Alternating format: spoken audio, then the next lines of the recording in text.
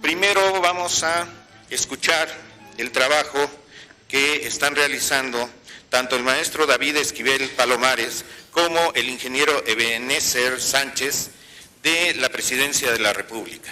Posteriormente será Ubaldo Candia Reina, el maestro, que es de la Coordinación de Memoria Histórica y Cultural de México, así como la licenciada Adriana Martínez Cadena, de la Universidad Autónoma de San Luis Potosí, el maestro Javier Domínguez, que se excusa por no estar presente, pero él va a hacer una presentación junto con la maestra María Mercedes Fernández Carvajal, quien será quien se encargue de hacer esta misma.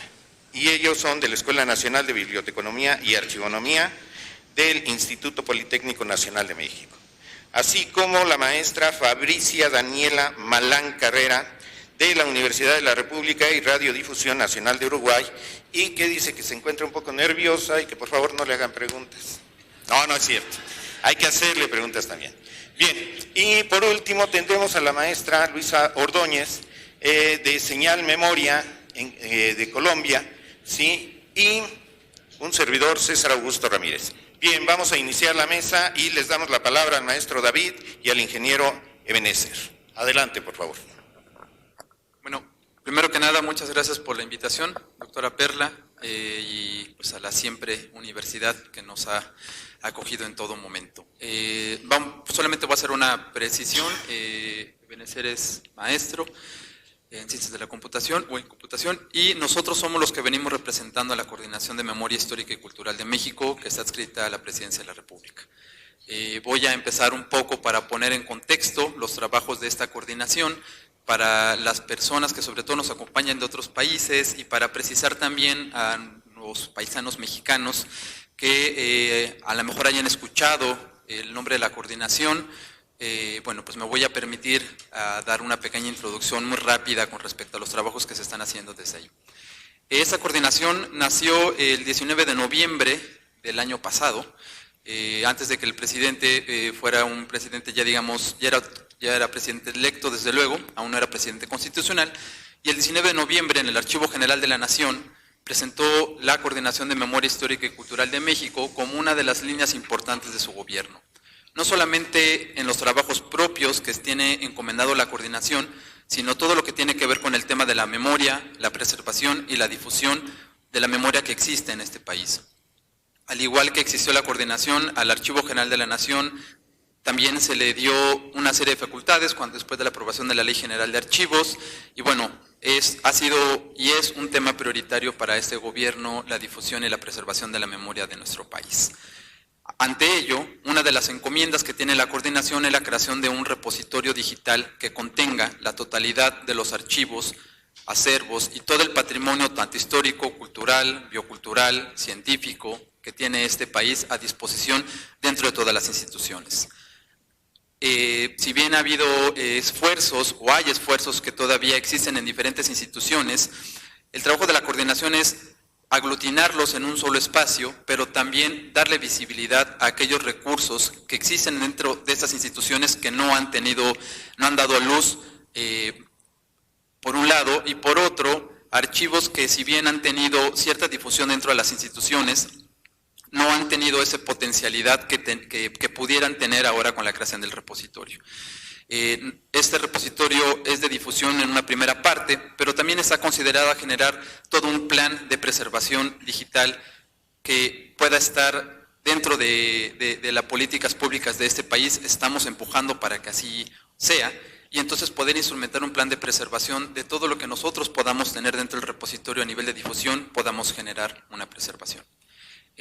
Me gustaría ahora darle la palabra al maestro Ebenezer. Desde luego ya en las preguntas podemos seguir dialogando, porque para nosotros es muy importante en este momento, después de todo este tiempo de trabajo, poder anunciar por primera vez, es de alguna manera una exclusiva que estamos teniendo en este espacio, específicamente todo el desarrollo tecnológico y toda la infraestructura que hemos creado y que está detrás de este repositorio que podrá albergar toda la memoria que custodian las instituciones en nuestro país. Entonces le voy a dar la palabra al maestro Ebenezer Sánchez, que es el responsable del desarrollo total del repositorio, Él está dentro de mi equipo junto con Claudio Morán y Joana Morfín, que también se encuentran por allá, y desde luego aprovechar el foro para agradecerle a todo mi equipo que ha hecho posible todo este trabajo.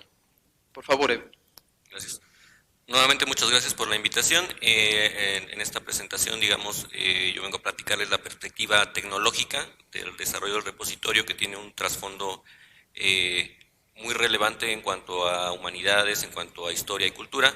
Sin embargo, mi ámbito es la tecnología. Entonces, quiero platicarles brevemente qué tecnologías estamos utilizando, cuál es el esquema conceptual de este repositorio, que pretende agregar justamente de manera federada, como lo comentaban anteriormente, información sobre los acervos de archivos de universidades en temas bioculturales, culturales e históricos.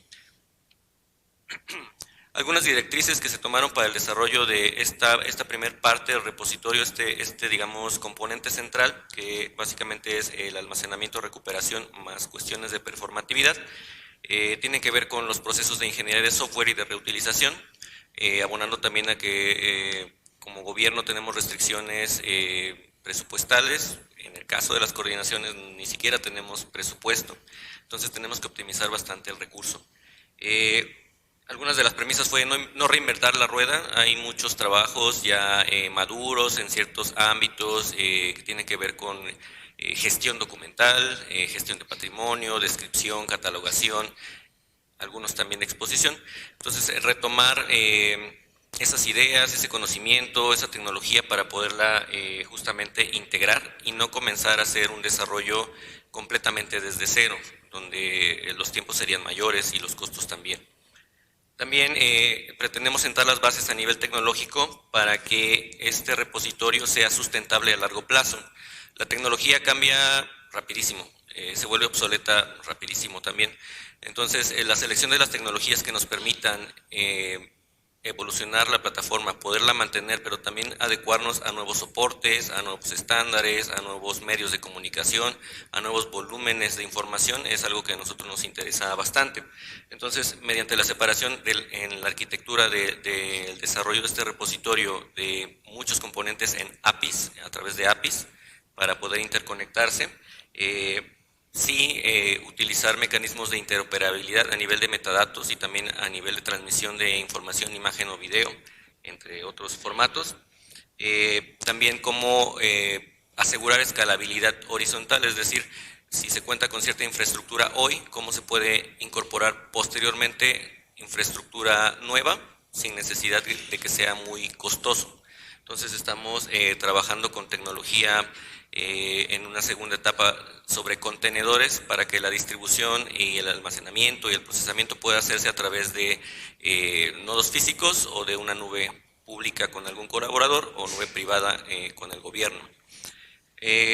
Necesitamos utilizar tecnologías robustas, hacer uso de herramientas, bibliotecas, componentes de código abierto o de uso libre. Eso es fundamental, también es parte de la política del gobierno, usar la mayor cantidad de software libre y también nosotros generar como software libre todas las herramientas que van alrededor de la concentración del repositorio.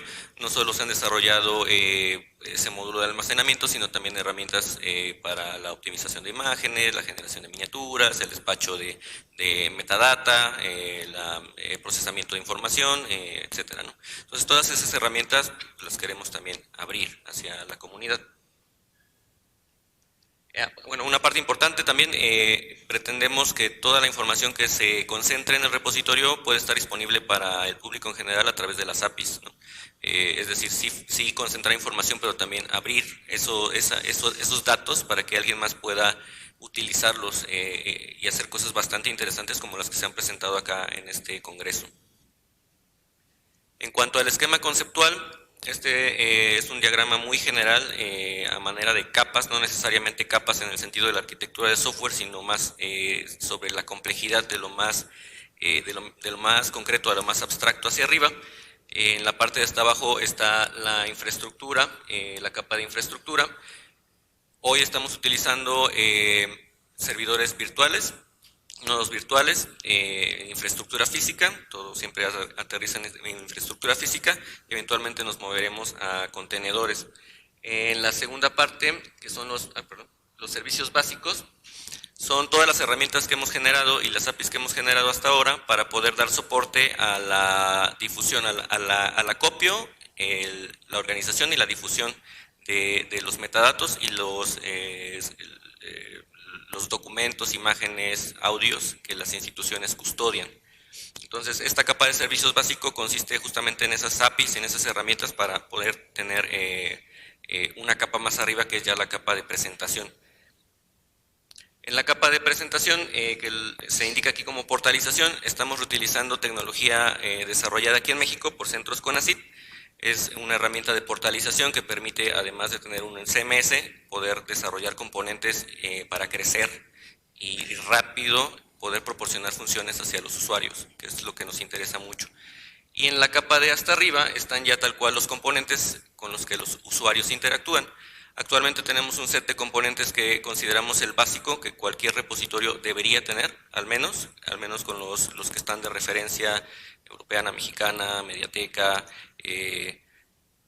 principalmente aquí en México, y bueno, en Europa europeana, que es lo que el usuario puede hacer con eso. Este es el punto de partida y estamos explorando también otras opciones de performatividad hacia los usuarios para que la interacción sea mucho más rica, aprovechando también la tecnología. Este es un listado de tecnología que hemos utilizado, tal vez les sea interesante. El motor de búsqueda principal es Elasticsearch. Es una base de datos distribuida que puede escalar muy rápido y es muy bueno para hacer búsquedas y organización de información. Entonces ese es el core de todo el almacenamiento. Sobre Elasticsearch construimos todas las APIs y todos los otros servicios. Utilizamos Semantic Web Relay Portal, que es el portalizador que les mencionaba que se hizo aquí en México. Tiene varios años de desarrollo, se ha utilizado en gobierno, se ha utilizado en iniciativa privada, ya está aprobado. Digilib para despacho de imágenes, Nginx para balanceo de carga, Apache Tomcat para servir aplicaciones, CodeLabs para la documentación técnica, que también se va a liberar abierto, para que tanto el conocimiento como el desarrollo estén allí. Otras herramientas como MetricBit, FileBit, también del stack de Elastic para poder hacer monitoreo y que nos va a permitir también integrar cuestiones de inteligencia artificial en un mediano plazo, ¿no? SonarQube, OpenRefine para la cuestión de la manipulación de datos, limpieza de datos, etc. ¿Qué queremos como coordinación desde el punto de vista tecnológico? Abrir el diálogo con más instituciones de las que actualmente estamos trabajando para poder tener más información, ¿no? Que es el punto de partida de todo. Poder incorporar elementos de performatividad hacia el usuario que le permitan disfrutar más del patrimonio histórico y cultural, abrir el código y hacer comunidad y poder incorporar también algo importante que es un motor de preservación digital para todos los materiales que se concentren en este repositorio. Muchas gracias.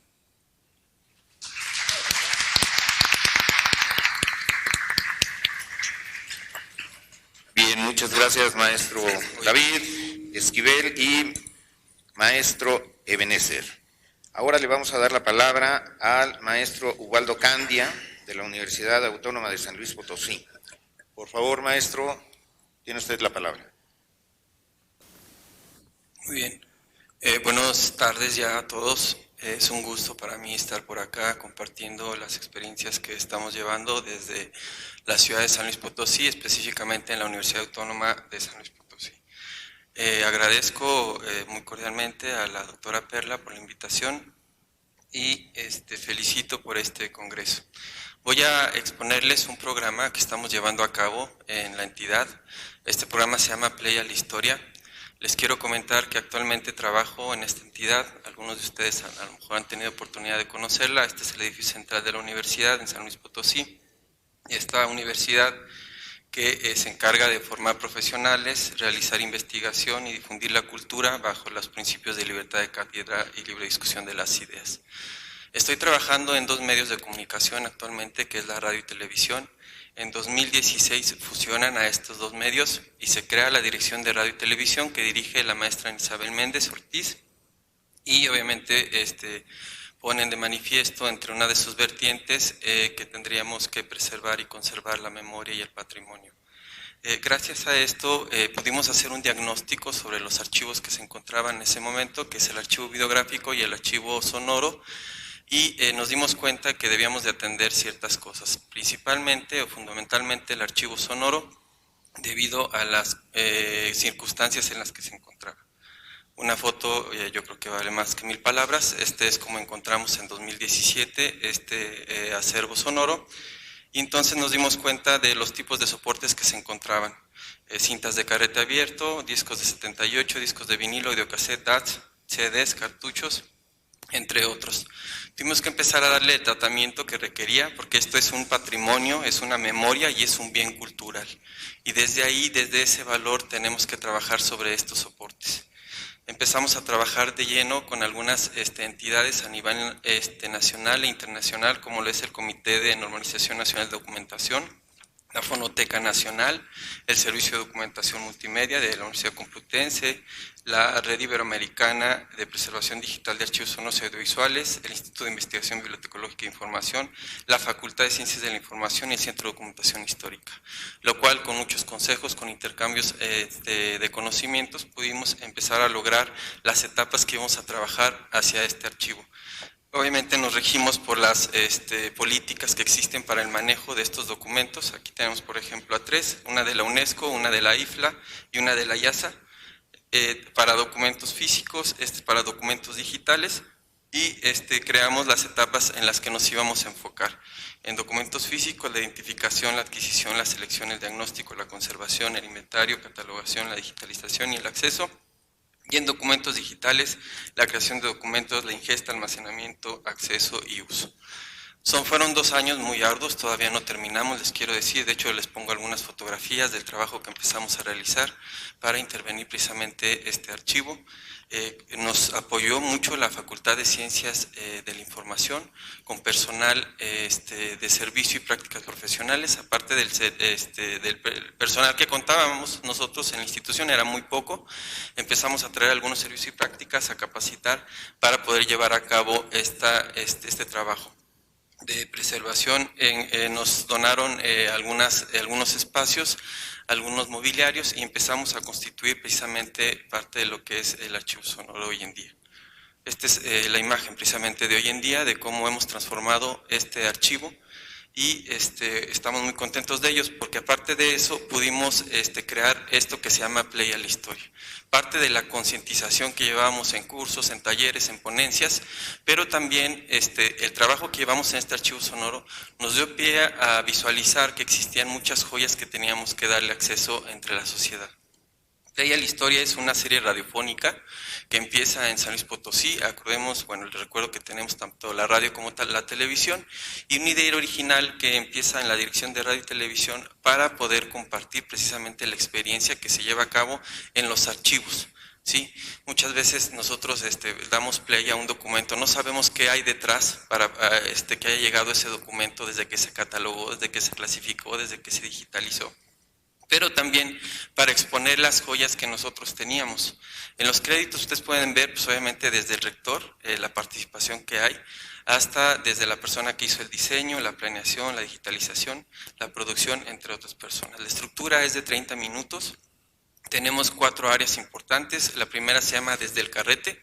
Ahí ponemos una trivia con una voz de algún personaje de los que hemos rescatado, personajes de San Luis Potosí, personajes a nivel nacional, y les pedimos a las personas, si reconocen su voz, pues nos puedan decir qué va de esto, ¿no? Tenemos otra área que es Desde el Archivo. Ahí hablamos de gracias. Hablamos de las temáticas que tienen que ver con la salvaguarda, la preservación, la conservación. En Play a la Historia traemos esos documentos que creemos que son las joyas de nuestro acervo. Y las curiosidades, pues hablamos un poquito de lo que está pasando actualmente con los archivos, ¿no? Iniciamos la preparación. Obviamente les soy honesto, yo soy de formación en bibliotecología, pero gente de comunicación empezó a apoyarnos mucho en este sentido, para la imagen, para la difusión y todo este tipo de cosas. Por ejemplo, aquí traía varios elementos de continuidad, nada más que para desgracia se empalmaban. Este es, por ejemplo, de 1923, el Poder Ejecutivo a cargo del cerritense don alumnos de la Universidad Autónoma de San Luis Potosí. Todo aquello que nos hizo grandes en otra época. Conoce más sobre archivos, memoria y patrimonio audiovisual. Síguenos a través de nuestras frecuencias universitarias, 1190 en AM. Bueno, Está un poquito largo, pero ya luego los pueden ver, ahorita los voy a presentar en dónde. Los temas que vimos tenían que ver precisamente con la organización, con el acceso, con los documentos videográficos, con los documentos fonográficos, con todo esto que se está tratando por acá y que necesitábamos obviamente hacer conciencia de esto, pero también dar un panorama de cómo se está trabajando actualmente en esto. Desde las secciones pues hemos trabajado con documentos, como ustedes pueden ver, del 90, del 2000, del 70, del 80. Hemos presentado ahí en las curiosidades cápsulas, por ejemplo, de Julián Carrillo, que es un personaje muy conocido en San Luis Potosí, la televisión a color, el VHS, el audiocassette y todo este tipo de cosas. Hemos participado en 2 programas especiales, uno fue en el Radio Maratón de la Universidad Autónoma de San Luis Potosí, que es para recaudar fondos. Estuvimos ahí invitados y pudimos presentar documentos de los maratones de hace muchos años. También tuvimos un programa especial del Día Mundial del Patrimonio Audiovisual, en donde tuvimos entrevistas del doctor Juan Carlos Marco Recio, de la Complutense de Madrid, de Daniel Teruggi, del Instituto Nacional de Archivos, del doctor Jesús Villarrubio y del actor mexicano Damián Alcázar, que nos da su punto de vista sobre este tema. Hemos metido algunos avisos y entrevistas, por ejemplo, del primer encuentro de fonotecas y archivos sonoros del maestro Pavel. Pudimos ahí difundir este evento. También de este congreso, de la doctora nos mandó por ahí un audio de algunos otros cursos que hay ahí en San Luis. Hemos tenido otras entrevistas que ustedes pueden ver ahí abajo.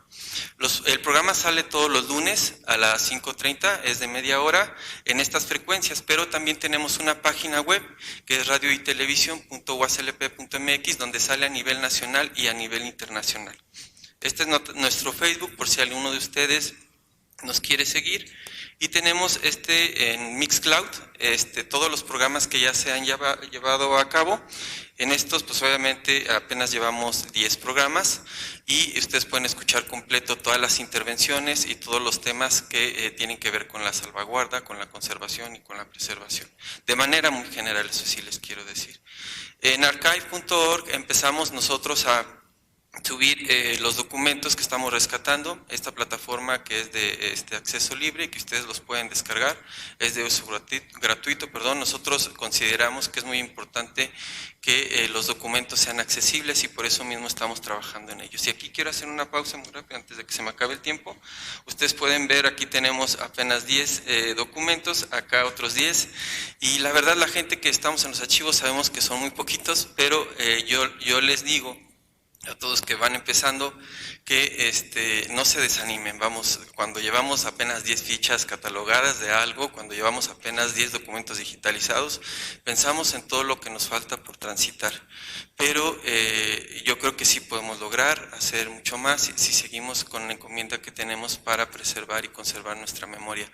Por ejemplo, esto lo hicimos, pero en el archivo de video que me tocó coordinar hace 15 años, y logramos, por ejemplo, en el canal de YouTube subir más de 1500 videos y que hoy tienen más de 2 millones de reproducciones. De hecho, el canal de YouTube lo pueden seguir, es de RTV UACLP. Por último, solamente quiero agradecerles a todos ustedes su atención, pero también invitarlos para la siguiente temporada. Vamos a extender hacia todas las experiencias personales, profesionales de las instituciones sobre sus prácticas, sobre el manejo, sobre el uso y reuso que hacen con sus documentos. Incluso si quieren mandar alguno de sus audios, pues les agradeceríamos, porque queremos obviamente seguir concientizando y darle voz precisamente a todas esas personas que suelen ser anónimas en los archivos. Muchas gracias. Buenos días. Mi documento se llama Memorias, un encuentro de jóvenes universitarios con su identidad. Agradezco mucho el estar aquí presente con ustedes, sobre todo a la doctora Perla Olivia, por lo que significa para mí este proyecto. Gracias. En la actualidad se están presentando serias dificultades en los docentes para poder enseñar historia a los niños. Aunado a esto, el desconocimiento por los acontecimientos del pasado reciente, la falta de formación en las técnicas de investigación, así como las dificultades de los jóvenes tienen para realizar la complejidad de los procesos sociales. Esto también es el resultado de las escasas herramientas que recibieron los propios docentes en su formación para poder conducir junto con los alumnos un método de investigación. Es por eso el presente trabajo de investigación retoma la historia oral como un recurso metodológico para que los futuros formadores puedan apropiarse de su pasado. Sin embargo, para que esto suceda, se requiere que el docente, que acompañará y motivará ese aprendizaje en los niños, reconozca su propio sentido de pertenencia e identidad, que conozca y tenga claro qué es el patrimonio tangible e intangible, el valor de su cultura y riqueza histórica de su región, para que pueda propiciar en sus alumnos el interés por la investigación y preservación de su cultura y sus orígenes. Ana María Pepino nos dice que el rescate de la historia de los pueblos está encaminada a lograr un conocimiento más detallado de las vivencias personales, de grupo o local. Con ello se pretende obtener un conocimiento integral de la sociedad contemporánea y lograr que la investigación se realice de manera directa con su entorno y con los sujetos sociales que lo determinen.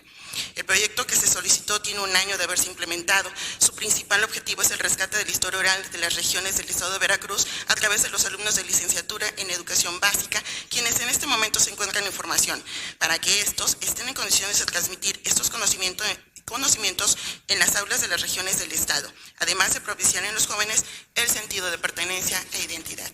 A lo largo de este año de estudio se han llevado a cabo varios estudios cualitativos en los cuales se han abordado las implicaciones teóricas y prácticas. El proyecto Repositorio Fotográfico Familiar Digital que se solicitó y fue diseñado como instrumento a través del cual fuera posible observar y analizar los procesos de apropiación de las habilidades informativas de los alumnos. La primera actividad que realizaron los alumnos fue seleccionar un tema de su interés, por lo que se les pidió que fuera de un personaje significativo en su familia o en su región, para que fuera posible observar y analizar los procesos de apropiación de las habilidades informativas.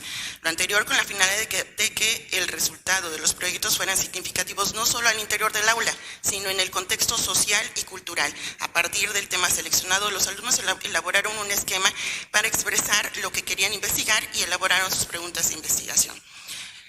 La verdad es que la Universidad Pedagógica tiene 18 centros regionales de estudio a lo largo del estado de Veracruz, y Veracruz es rico en cultura, en tradiciones y es multicultural. Entonces, a mí me parecía valiosísimo que los jóvenes se percataran o se identificaran a través de su historia, y lamentablemente como docente me di cuenta, llevo 10 años impartiendo clases, aunque no consecutivamente, que siendo formadores no conocían la historia de Veracruz, no se identificaban con sus pueblos. De hecho, cuando les preguntaba de qué región venían, porque muchos vienen de muchos pueblitos, de regiones lejanas, yo doy clases en Jalapa, Veracruz, que es una ciudad, es la capital. La verdad es que se avergonzaban de dónde venían, no querían decir cuál era su procedencia, si tenían alguna ascendencia. Entonces, y además, cuando les preguntaba qué había en su región, cuando aquel que se aventuraba a decir de dónde provenía, no sabía qué había en su región, qué cosas históricas, qué acontecimientos, qué personajes. Por eso, después de haber venido aquí en varias ocasiones a Libby, me llamó mucho la atención el manejo del repositorio fotográfico, porque es una forma de visibilizar nuestra historia o sentirnos identificados en la historia de nuestras regiones. Y entonces, no me quiero tardar mucho, porque tengo poco tiempo. Este es el grupo de trabajo con el que mis alumnos, con el que comencé este proyecto.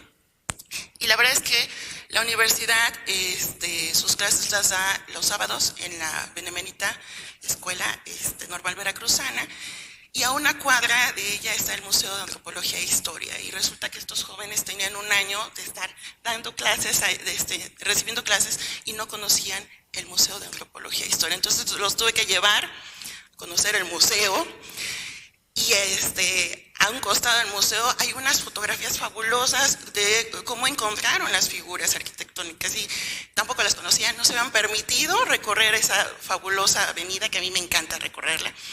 Y entonces yo empecé a presentar precisamente a que valoren que hay en sus regiones. Y bueno, me voy allá a adentrar en esto, de los resultados que encontramos.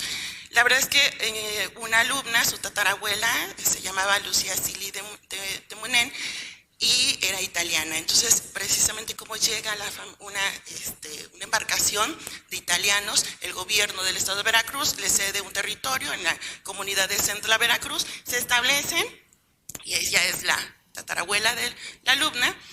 Y bueno, Centla se ha caracterizado en Veracruz porque finalmente fundaron su iglesia con Virgen de Italia, ya no me acuerdo cómo se llama la Virgen. Hay un día de los italianos, ellos conservan sus tradiciones, sus comidas, sus cantos, sus tradiciones y demás. Algunos todavía vocablos, ya no conservan el idioma, pero conservan aún mucho. Solamente traje algunos extractos de algunos casos. Este es otro caso muy diferente, el caso del señor Atenógenes González Peralta. Es de la comunidad afro y la alumna tenía un poco de vergüenza de decir que su abuelo era negro y a través de este trabajo, de esta investigación, la verdad es que no solo le dio un reconocimiento a su abuelo y dentro de su familia, sino también se dio cuenta que era fabuloso pertenecer y venir del señor Atenógenes. El señor Atenógenes no le gustaba hablar de su familia, esa parte de su pasado no lo quería ni tocar, siempre se sintió avergonzado por su color de piel y sin embargo le encantaba la música, entonces él formó su grupo Jarocho, con el cual hasta con la señora Toña la Negra estuvo participando. Entonces lo que se quedó fue su arpa. No hay muchas fotografías de él, pero para la familia este proyecto que llevó mi alumna fue realmente significativo. Este es otro caso. Hay una comunidad que se llama Jico Veracruz, le llaman Pueblo Mágico. Si tienen la oportunidad de visitarlo, es realmente hermoso. Tiene muchas tradiciones y aquí sobre todo este caso me llamó mucho la atención por esta alumna que se llama Karen, que ya me puso nerviosa. Ella pertenece a Jico y forma parte de esas tradiciones. En Jico hay danzas, muchas danzas, y ella, siendo mujer, esas danzas son por lo regular de hombres y disfrutan mucho. Ella es una danzante, entonces aquí hay dos situaciones, una mujer danzante, entonces ya está de inclusivo, ¿no? Aquí está esta. Y aquí hay otro trabajo de otra alumna en donde investiga las vestimentas precisamente de esas tradiciones de Jico a través del tiempo. Entonces tiene un sentido cultural muy rico. Miren, aquí hay las dos diferencias con los años y es riquísimo en cultura Jico, se come delicioso, la gastronomía es genial. El chico es otro tema de otra alumna que me decía que ella no tenía nada que contar y escarbándole resultó que en su familia tenían un bien inmueble y era de las primeras 5 casas que conectan a la hacienda de Santana, que está en el Lencero. Y bueno, resultó que hay un sinfín de historias ahí, hay unos túneles conectados a la hacienda, resguardaban todo tipo de materiales, todavía hay muchos vestigios. Entonces la verdad fue muy rico para ella. Ellos hicieron unos como cortos explicando eso y si no da tiempo de ponerlos porque cada uno dura 9 minutos, 11, pero para mí fue fabuloso escuchar a mis alumnos ya empoderados, sintiéndose identificados y visibilizados en la historia de sus regiones y de sus familias. Aquí está la hacienda, la parte y ese es el pueblito, el Chico. Y este es el último caso que quise compartir, se llama Jovita Bautista Starcos, es una partera empírica. Mi alumna decía que ella lleva 5 generaciones de parteras y con ella se rompió. Ya mi alumna ya no quiere ser partera y sin embargo no lo había visto la dimensión que esto tenía, ¿no? Dentro del aula se comentó lo que era el patrimonio biocultural, la importancia de las parteras. La señora Jovita atendió más de 600 mujeres, a través de esta investigación la alumna recobró todos los tratamientos que les daban, la atención, los cantos, el recibimiento de los bebés, las medicinas, las plantas que no eran, pero además eran caminos que tenía que recorrer a pie, a caballo, las plantas medicinales, y después se sometió en el proceso de Fox a un proceso de certificación y con ello le atemorizaron a todas las parteras y les dijeron que si seguían dando sus tratamientos o atendiendo partos, pues bueno, podían generar una situación jurídica lamentable, ¿no? Entonces, hasta ahí la señora Jovita dejó la partería, que era tanto lo que amaba, pero bueno, nosotros vamos a continuar con esta investigación y ya no me da más tiempo. Agradezco mucho ese espacio. Gracias. Estimada maestra Adriana Martínez, muchas gracias por su presentación, muy interesante. Esperemos que tenga muchas preguntas. al respecto. Bien, continuamos con la maestra María Mercedes Hernández, de la EMBA, del Instituto Politécnico Nacional. Adelante, maestra María Mercedes. Buenas tardes a todos. Le agradezco a la doctora Perla la invitación a participar en este evento y en RIT-DASA. La ponencia que les traemos son archivos sonoros, reflexiones en un ambiente digital. Vamos a hablar un poco acerca de lo que son los archivos sonoros, lo que es esta parte de la brecha digital, los soportes y los formatos, y a las conclusiones a las que estamos llegando con esta investigación. La diversidad cultural refleja la multiplicidad de interacción de las culturas que coexisten en el mundo y que por ende forman parte del patrimonio común de la humanidad. Esto implica, por un lado, la preservación y promoción de culturas existentes y, por otro, la apertura a otras culturas. Actualmente debemos aceptar que la sociedad está caminando debido a la innovación tecnológica y a las transformaciones institucionales. Dicho cambio no solo contempla las tecnologías, sino también los requerimientos de información que los seres humanos necesitan para afrontar los retos que la misma sociedad ha marcado. Estos retos han llegado a todo lugar y los archivos no son ajenos a este cambio, por lo que es necesario reflexionar sobre la atención que se le debe brindar y en específico a los soportes sonoros.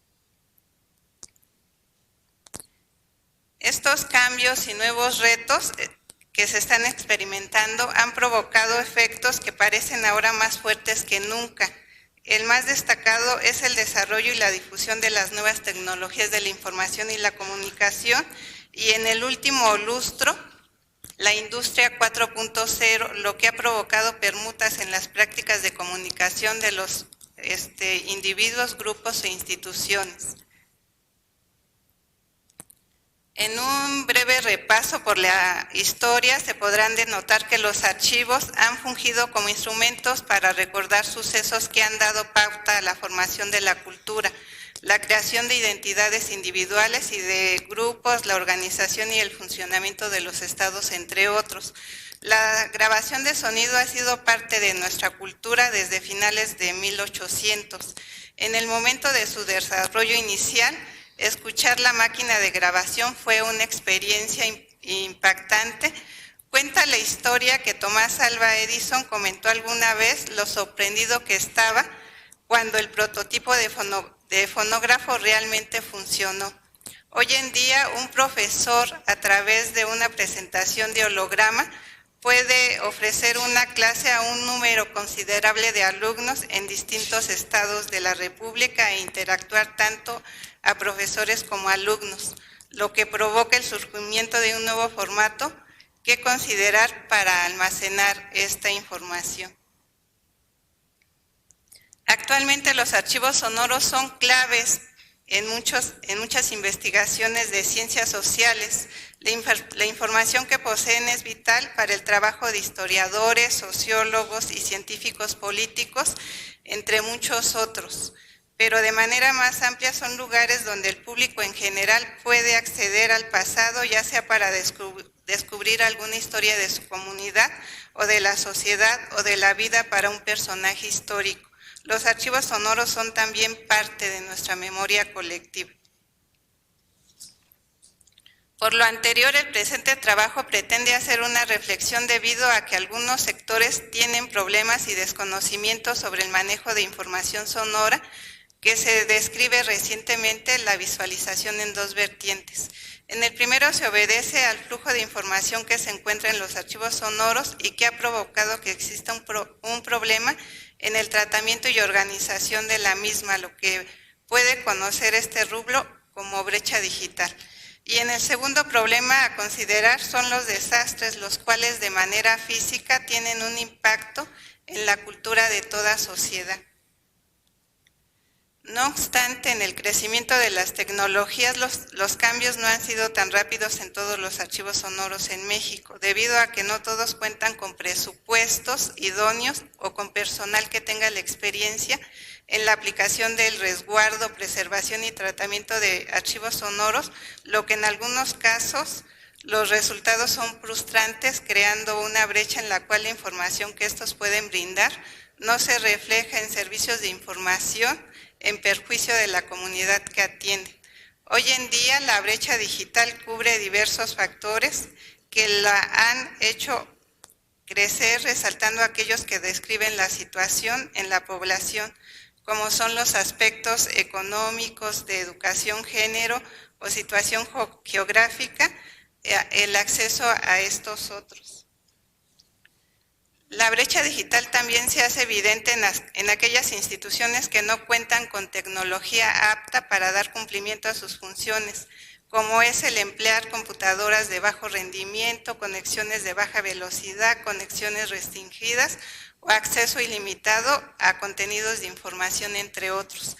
El problema de brecha digital no solo es imputable a las tecnologías o a aquella situación socioeconómica que se vive en un país, que parte del problema que provoca a los individuos, que muchas veces se cierra el cambio dejando a un lado la explotación de conocimientos y a otros en su lugar. Desafortunadamente, en el ámbito de la profesión archivística, el problema no es ajeno, toda vez que el nivel de manejo de las tecnologías no es generalizado en los archivos y en específico en los sonoros, ya que por falta de recursos o por falta de formación o capacitación. En los archivos sonoros se deben buscar modelos de operación que den respuesta a la misma y a las necesidades de organización, consulta y preservación. No obstante, hay pronunciamientos en el sentido de que los responsables del área deben contar con los conocimientos, habilidades y competencias y experiencias acordes con su responsabilidad, y los titulares de las unidades administrativas tienen la obligación de establecer las condiciones que permitan la capacitación de dichos responsables para el buen funcionamiento de los archivos. La preservación y restauración de grabaciones de audio presentan problemas técnicos difíciles que son únicos en cada institución y por ende se pueden visualizar otro tipo de problemas. Por una parte, la evolución de los soportes en los cuales se puede obtener la información y por la otra, los formatos en los que se puede consultar la misma. Los profesionales de la información responsables de la organización de archivos sonoros deben reevaluar periódicamente sus objetivos, debido a que los formatos ya no se limitan a cuestiones físicas, debido a que han crecido y diversificado todos los soportes, los formatos, por estos cambios tecnológicos. Otro factor de atención a considerar por parte de los profesionales de la información son los desastres, los cuales de manera física tienen un impacto en la cultura de toda sociedad por el riesgo de la pérdida de la información. Para muestra, el 24 de marzo de 1982, un incendio destruyó la Cineteca Nacional, que se encontraba en las calles de Churubusco y Tlalpan, aquí en la Ciudad de México. El incendio ocasionó la pérdida de 6.506 películas y se estima el equivalente al 99% del archivo sonoro nacional y extranjero a cargo de la institución, y cerca de 2.300 guiones, entre otras pérdidas. Dentro de los desastres, otro factor a considerar es el originado por el mal manejo de los soportes, lo que conlleva el deterioro y pérdida de información que en muchos casos es imposible restaurar. Lo anterior se origina por no contar con áreas adecuadas para el almacenamiento, mal manejo de soportes y sobre todo por la ignorancia de pensar que no ha sucedido nada o que es por parte de la tecnología. Otro desastre se está infiltrando, en el que se presenta a través de los cambios de formatos y sistemas que a mediano y largo plazo no garantizan preservar la información, lo que hoy en día puede ser innovación, para mañana puede resultar obsoleto y esto repercute en la misma consulta de la información. Tenemos los casos del cambio de Windows 95, en su momento se adquirieron soportes y formatos de acuerdo al sistema y se hicieron fuertes inversiones y hoy en día esa información es difícil de consultar. De igual forma quedaron los floppies, los disks de 5 1/4 y los disquetes de 3 1/2, por mencionar algunos, y ahora estamos prácticamente en la mira de extinción en los CD-ROMs. Hoy se puede considerar que el USB como el soporte representativo para almacenar información y es probable que se esté haciendo obsoleto por el usuario, ya que la consulta y consumo ya es a través de Internet. Se considera que los archivos sonoros tienen comprometido una carrera, la cual la están perdiendo toda vez que los modelos de organización ya están siendo obsoletos por la falta de aplicación de sistemas para la organización. Entonces, me fui un poco rápido para comentarles todo esto que estamos reflexionando acerca de lo que es esta parte de los soportes sonoros que tenemos y de la responsabilidad que en un momento dado tienen los profesionales y los responsables de los archivos al frente para poder llevar a cabo acciones que nos lleven a comprometer el trabajo, que no solo es para una persona, sino que tiene que ser con un grupo interdisciplinario que dé solución a la problemática. Gracias por su atención. Bien, por último vamos a escuchar a la maestra Fabricia Daniela Malán, de la Universidad de la República y Radiodifusión Nacional de Uruguay. Adelante, por favor, maestra. Gracias. Bueno, yo también entendí que eran 5 minutos, entonces dije, si hago una presentación en la primera imagen, digo chao. Entonces, esta vez me voy a limitar a solo lo sonoro. Bueno, Radiodifusión Nacional del Uruguay alberga el acervo sonoro histórico del Servicio Oficial de Difusión Radioeléctrica, SODRE, capaz que algunos lo han oído con ese nombre, que fue fundado exactamente hace unos 90 años. Ahora en diciembre se cumplen 90 años. Se creó al principio como discoteca nacional, digamos el SODRE y su discoteca nacional, y posteriormente ha tenido como diversos nombres. Bueno, se agregó la rolloteca, la fonoteca, el archivo fonográfico, etc. A partir de 1960 y hasta 2015, sus documentos quedaron como a la buena voluntad, digamos, de quienes fueron sus encargados.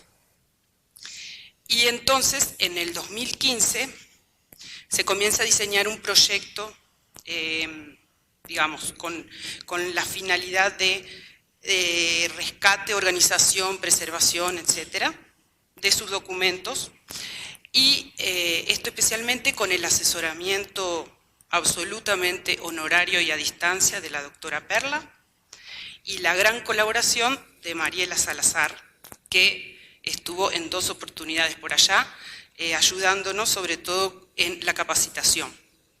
Estas fueron las primeras experiencias en el Uruguay sobre conservación de material sonoro.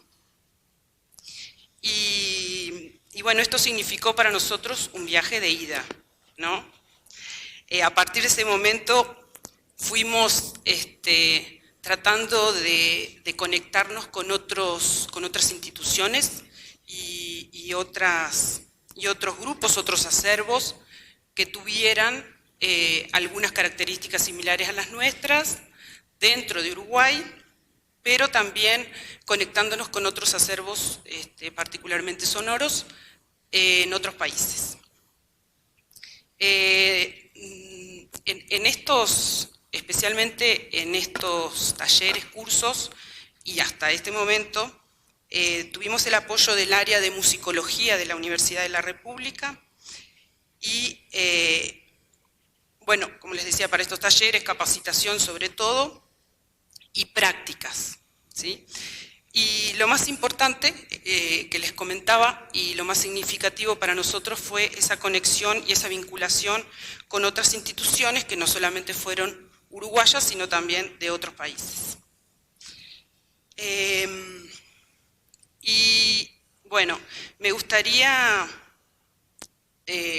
comentarles, mencionarles algunas de las experiencias que actualmente estamos realizando y que tienen que ver con esa cooperación que a nosotros nos parece que es súper importante, porque si no, no podríamos haber llevado adelante este trabajo desde 2015, que si bien ha sido un proceso bastante lento y costoso por todos los factores que acá ya han dicho, sea económico, sea de falta de personal, sea de falta de materiales, que quizás no es tanto, que tenemos los equipos como para llevar adelante el trabajo, pero sí una gran falta de voluntad que tiene que ver un poco con, bueno, el personal que hace muchos años que trabaja allí y que en parte está cómodo trabajando, y también con las autoridades y las políticas de Estado, digamos. Entonces, algunas de las experiencias que quería comentarles hoy es, bueno, en principio, en el 2018 comenzamos un trabajo de colaboración de limpieza y restauración de cintas de cassette con el archivo sonoro que se creó ese año, el 2018, perdón, y es un proyecto del Departamento de Ciencias Humanas y Sociales de la Facultad de Información y Comunicación, que estuvo hasta ayer con nosotros la profesora Mónica Marona, y también Antonio Pereira, que quizás algunos de la fonoteca lo conozcan porque estuvo por acá. Después otro proyecto, trabajo conjunto con la Universidad de la República y a través del Centro de Investigación en Artes Musicales y Escénicas de la Regional Norte de Uruguay, y también el Centro de Investigación, Difusión y Documentación del Teatro Solís y la radio. Se llevó adelante, se está llevando en realidad, hace poco, un proyecto que se llama Ha quedado la voz, rescate e investigación sobre los registros sonoros de la Comedia Nacional de Uruguay, que son registros que están en cinta de carrete abierto y que datan del año 49 aproximadamente.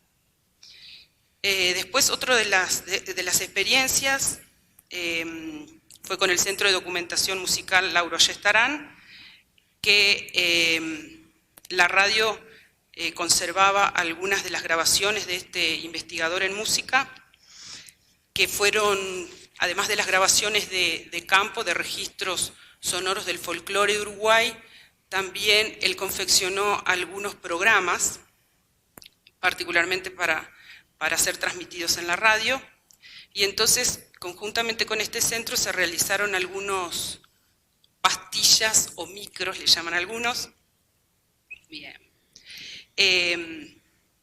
que tenían que ver con esas grabaciones, con esos programas. Después, otros de los trabajos, bueno, se realizaron algunos trabajos de investigación y presentación de esas investigaciones en congreso, por ejemplo, de todos los registros de los festivales latinoamericanos de música que se realizaron en 1957 y 1966, y bueno, los resultados de esa investigación también se expusieron, como les comentaba, en algunos congresos.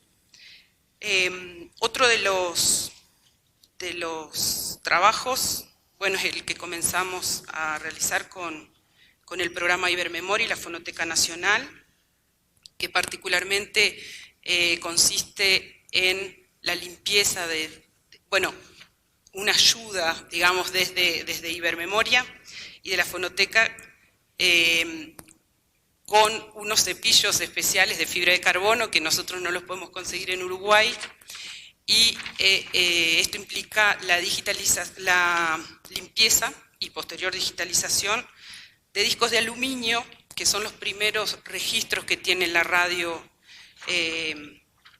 en su acervo, que son desde el 36, particularmente estos son de Palabra en el año 1938, y son grabaciones de unos cursos de verano que se realizaban en Montevideo y que participaban investigadores, literatos, músicos de varios países. Entonces, bueno, a partir de esa colaboración también surgió una iniciativa desde la Fonoteca Nacional de México para trabajar conjuntamente con la Biblioteca Nacional de Chile, con la radio y la fonoteca, en un proyecto que tiene que ver con voces específicamente. Y bueno, en eso estamos, es un proyecto que recién estamos iniciando, así que estamos en eso. Bueno, y lo último que quería comentarles es acerca de nuestro trabajo en la utilización de una aplicación web de código abierto. Finalmente, después de 2 años que insistimos un poco en trabajar en la utilización de esta aplicación, estamos utilizando el Access to Memory, ATOM, para ingresar, digamos, y gestionar nuestro repositorio. La dirección particularmente en este momento quiere que se ingrese todos aquellos documentos de origen digital, así que comenzamos a hacerlo con las programaciones radiales específicamente periodísticas. Pero el problema es que, bueno, tuvimos que seleccionar, sí, porque imagínense, en total deberíamos de ingresar aproximadamente unas 60.000 horas anuales desde el año 2009, que es donde se conserva, digamos, todo lo digital, y solamente nos han adjudicado 3 personas para ese trabajo. Así que, de todos modos, no nos desesperanzamos y sabemos que en algún momento, no sabemos cuándo, se logrará eso, inclusive también ingresar todo aquello que tiene que ver con el acervo histórico. Así que bueno, nosotros estamos trabajando firme, somos pocos, pero yo creo que sentir también el hecho de que hay otros acervos, en otros países y también en los nuestros, los cuales están en la misma situación, y otros que están mejor y que podemos continuar, nos da como también esperanza de seguir adelante. Muchas gracias por todo. Y les vamos a suplicar que nuestros panelistas van a estar con nosotros todavía aquí en lo que resta del evento. Entonces se pueden acercar a ellos para hacerles las preguntas y comentarios, observaciones que ustedes deseen. La otra es que no se les olvide, por favor, necesitamos y nos surge para enriquecer estos congresos, necesitamos sus evaluaciones. ¿Sí? No se les olvide depositarlas en la caja que tenemos allá afuera, ¿sí? Para poder enriquecer y darle mayor realce a este evento, que de por sí ya lo tenemos con estos participantes superestrellas que tenemos, a quienes me gustaría que despidiéramos con un fuerte aplauso. Sí, muchísimas gracias.